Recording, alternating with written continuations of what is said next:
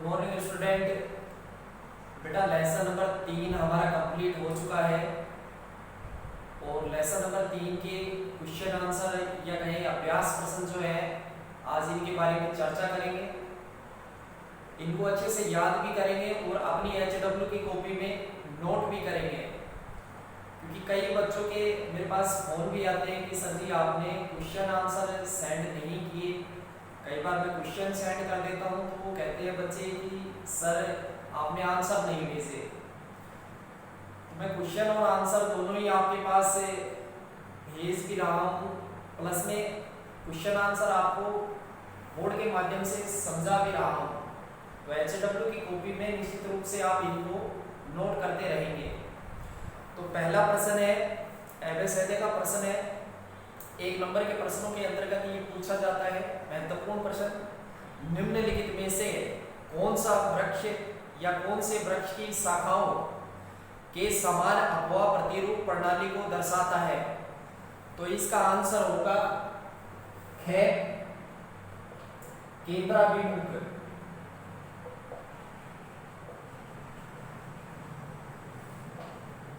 क्या आंसर होगा? इसका आंसर होगा ख केंद्राभिमुख। प्रश्न नंबर 2, वुलर झील निम्नलिखित में से किस राज्य में स्थित है। तो वुलर झील जम्मू कश्मीर में स्थित है, तो इसका आंसर होगा जम्मू कश्मीर।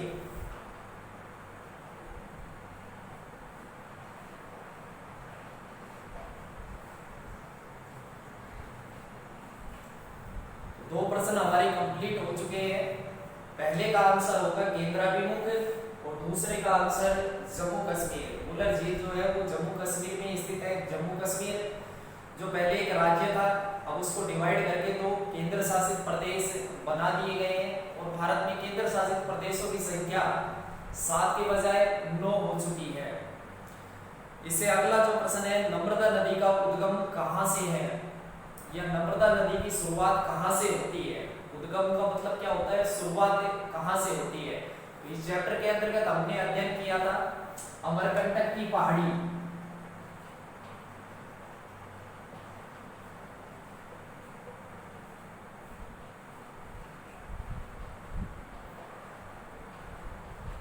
अमरकंटक की जो पहाड़ियां हैं ये मध्य प्रदेश में स्थित है। यहीं से नर्मदा नदी की शुरुआत होती है, नर्मदा नदी का उद्गम होता है। इसके बाद प्रश्न नंबर 4, निम्नलिखित में से कौन सी लवणीय जल वाली झील है, यानी कि लवणीय अर्थात खारी जो झील है वो निम्नलिखित में से कौन सी है। तो इसका आंसर होगा सांबर झील।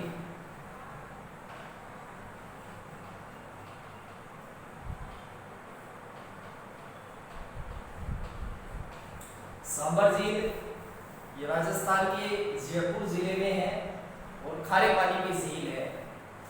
इसके बाद प्रश्न नंबर 5, निम्नलिखित में से कौन सी नदी प्रायद्वीपीय भारत की सबसे बड़ी नदी है।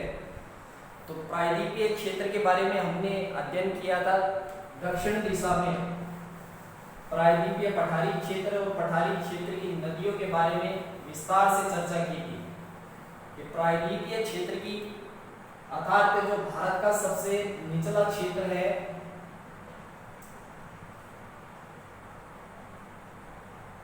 तो इस क्षेत्र की सबसे बड़ी नदी कौन सी है। तो इस क्षेत्र की जो सबसे बड़ी नदी है वह गोदावरी। तो इसका आंसर होगा गोदावरी। इसके बाद प्रश्न नंबर 6, निम्नलिखित नदियों में से कौन सी नदी भ्रंश घाटी में होकर के बहती है। तो नदियों के बारे में जब चर्चा कर रहे थे तो एक नदी के बारे में हमने अध्ययन किया था तापी नदी। तापी नदी या इसे ताप्ती नदी भी कहते हैं। तो यह जो नदी है ये भ्रंश घाटी में होकर के बहती है। तो इसका आंसर होगा घ तापी नदी। इसके बाद निम्नलिखित प्रश्नों के उत्तर संक्षेप में दीजिए, यानी शॉर्ट रूप में लगभग 20 से 30 शब्दों में। तो पहला प्रश्न है जल विभाजक का क्या कार्य है। और फिर आगे इसी के अंतर्गत है एक उदाहरण भी दीजिए। तो कोई भी उच्च भूमि जैसे पर्वत या कहें दो अपवाद क्षेत्र के मध्य उच्च भूमि जो वर्षा के जल को दो भागों में विभाजित करती है उसे जल विभाजक रेखा कहते हैं। दो नदियां यदि समानांतर बह रही है और किसी कारणवश से उनमें डिफरेंस आ जाता है, अंतर आ जाता है, जैसे मान लो ये पहाड़ी क्षेत्र है और एक नदी यहाँ बह रही है और एक नदी यहाँ पर बह रही है, तो ये जो क्षेत्र है ये जल विभाजक का कार्य कर रहा है, क्योंकि इस क्षेत्र की वजह से दोनों नदियों का जल आपस में नहीं मिल पाता है। तो यही क्या कहलाएगा, जल विभाजक क्षेत्र। जैसे राजस्थान की बात करें तो राजस्थान में अरावली पर्वतमाला जल विभाजन का कार्य करती है या जल विभाजक रेखा कहलाती है। एक प्रकार से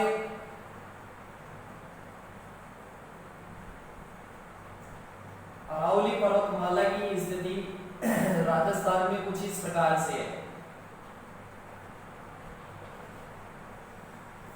और ये राजस्थान की जल विभाजक रेखा कहलाती है, क्योंकि एक तरफ से जो नदियां निकलती है उनका जल इस तरफ चला जाता है और दूसरा जो जल है नदियों का वो इस तरफ चला जाता है। तो राजस्थान की लाइफ लाइन कहलाती है, अरावली पर्वतमाला जल विभाजक रेखा भी कहलाती है। तो कोई भी उच्च भूमि जैसे पर्वत है जो दो अपवाद द्रोणियों को अलग करता है उसे क्या कहते हैं, उसे जल विभाजक कहते हैं।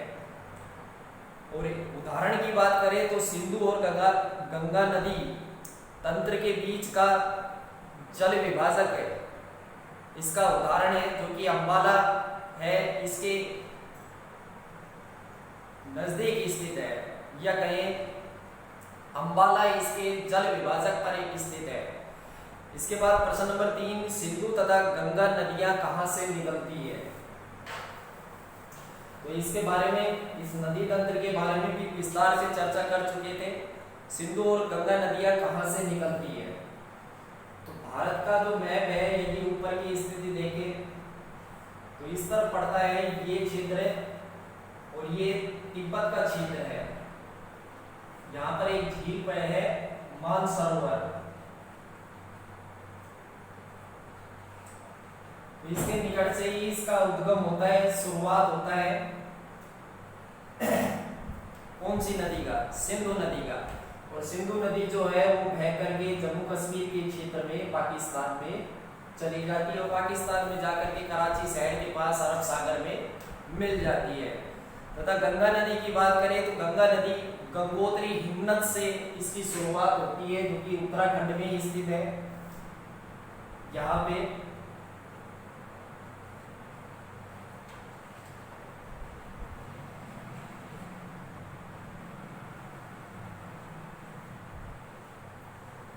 गंगोत्री हिमनद है जो कि उत्तराखंड में स्थित है, यहाँ से इसकी शुरुआत होती है गंगा नदी की। तो सिंधु और गंगा नदियों के बारे में हमने अध्ययन कर लिया। अगला प्रश्न है प्रश्न नंबर 6, कौन सी दो प्रायद्वीपीय नदियां गर्त से होकर के बहती है। तो कोई महासागर है या नदी है, उसका जो सबसे निचला भाग होता है उसको बेटा गर्त कहते हैं।